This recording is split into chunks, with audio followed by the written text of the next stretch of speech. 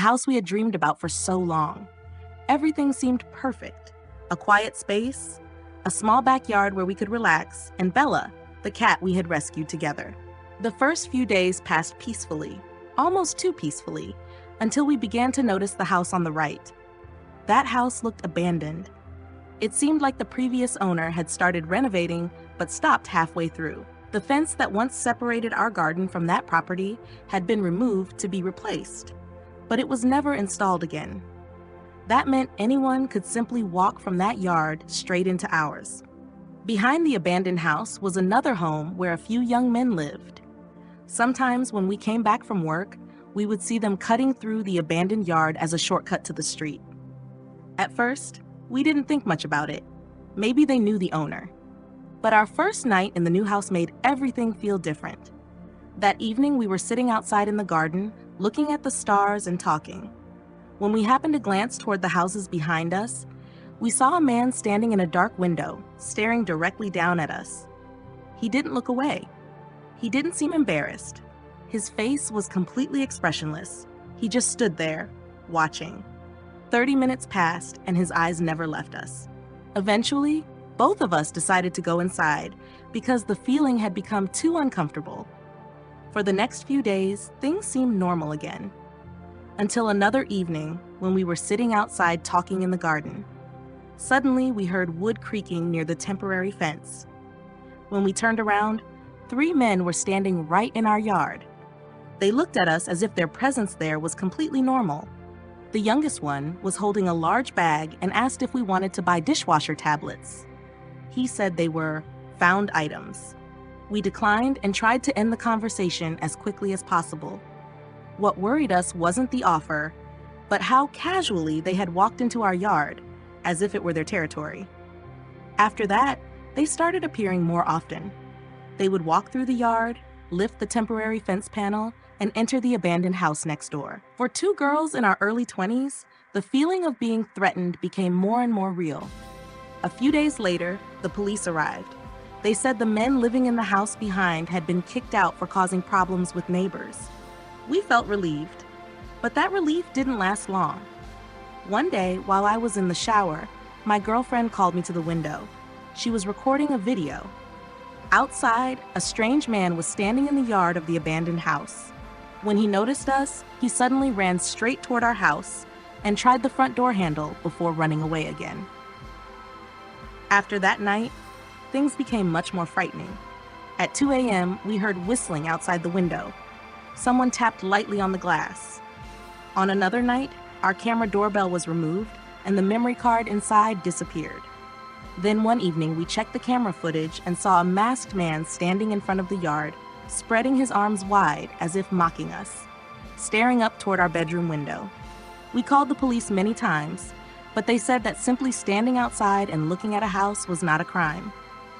Now we have installed more cameras and lock every door and window each night, but the fear is still there. Because sometimes, when we look out the window late at night, we still see a figure standing across the street, silently staring up at our house. 3 months ago, I ended a relationship that had lasted almost 2 years with my ex-boyfriend Caleb. He was never physically violent, but the way he controlled me was deeply unsettling. Caleb monitored everything I did and constantly asked the same questions over and over just to check if I was lying. Eventually, I decided to leave. To make sure I truly escaped him, I changed my phone number, deleted all my social media accounts, and even moved to a new apartment. I thought my life could finally begin again, but then strange things started happening.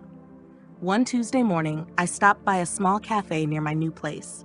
When I stepped up to the counter, the barista smiled and said, "Good morning, Sunshine." I froze. Sunshine was the nickname Caleb used for me, and it wasn't a common one. He usually said it sarcastically whenever I was upset. "What's wrong, Sunshine?" I tried to brush it off as a coincidence, but a few days later, when I called a ride to work, the driver kept glancing at me through the rearview mirror. Suddenly he asked, "Have you ever figured out what you're running from?"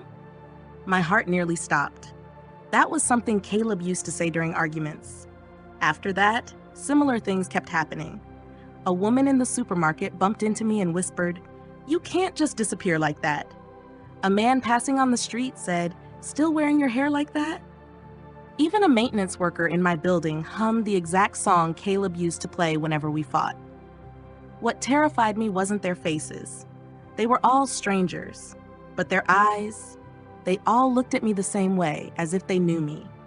I started to think I was losing my mind. Eventually, I messaged Caleb's sister and begged her to tell him to stop, but she replied that Caleb had been in a rehabilitation center for over 6 weeks and didn't even have a phone. If it wasn't Caleb, then who? One evening, when I returned home, I noticed the doormat had been flipped over. Underneath it, someone had written a message with a pen. "You can change your face if you want, but I'll still recognize you." I threw up as soon as I read it. Since then, I've started to suspect that Caleb may have done something before entering rehab. Maybe he hired people. Maybe he posted somewhere online asking strangers to repeat his words to haunt me.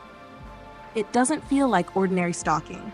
It feels like he has painted his presence onto strangers, so that wherever I go, I can never be sure whether I'm really seeing him or not.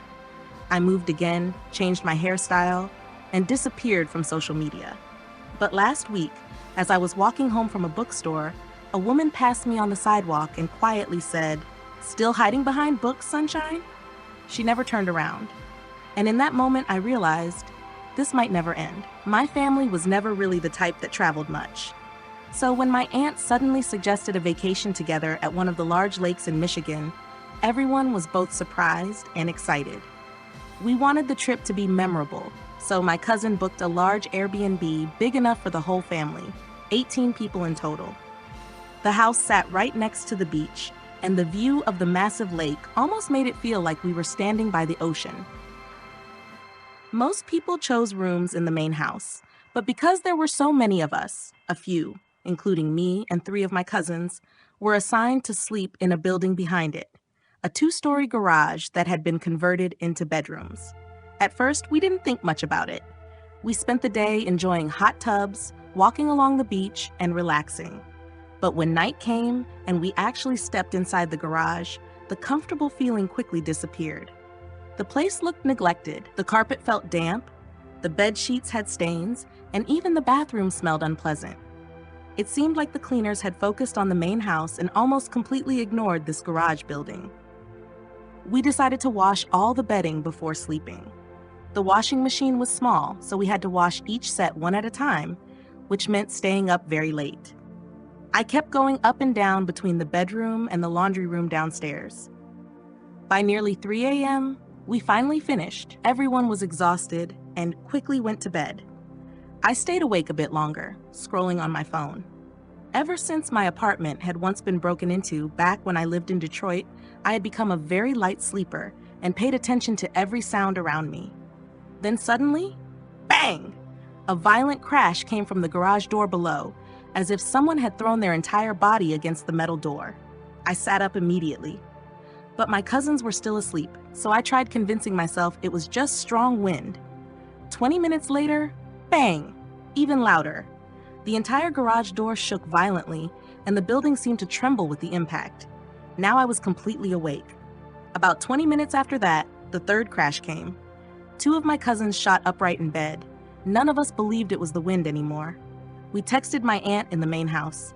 Minutes later, my uncle ran out to check behind the garage. We sat frozen upstairs, hearts pounding, until we heard a knock on the door. When we opened it, my uncle stood there with my dad and a few of my older cousins.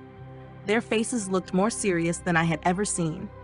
My uncle said only one thing: "Grab your stuff. You're coming to the main house." Later, he told us that when he went behind the garage, he saw a man standing there. The man didn't try to hide. He just stood still, staring straight at him as if he wanted to be discovered. When my uncle shouted, "Hey!" the man didn't run. He simply turned and walked away. The strange part was that my uncle said he didn't hear any footsteps on the dry leaves. And when they checked the ground, there were no footprints except those from our family.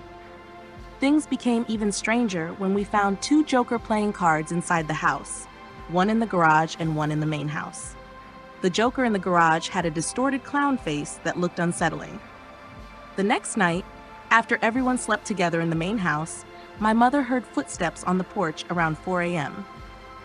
Then someone tried the basement door, but when everyone checked, there was no one there. The following day, the whole family decided to leave earlier than planned. On the drive home, everyone tried to explain what had happened. Some thought it might have been an angry neighbor who disliked Airbnb guests. Others believed something far stranger had taken place. The owner said he would check the camera on the garage, but we never heard back. And even now, whenever I think about that trip, I still wonder, that night, who was the man standing behind the garage?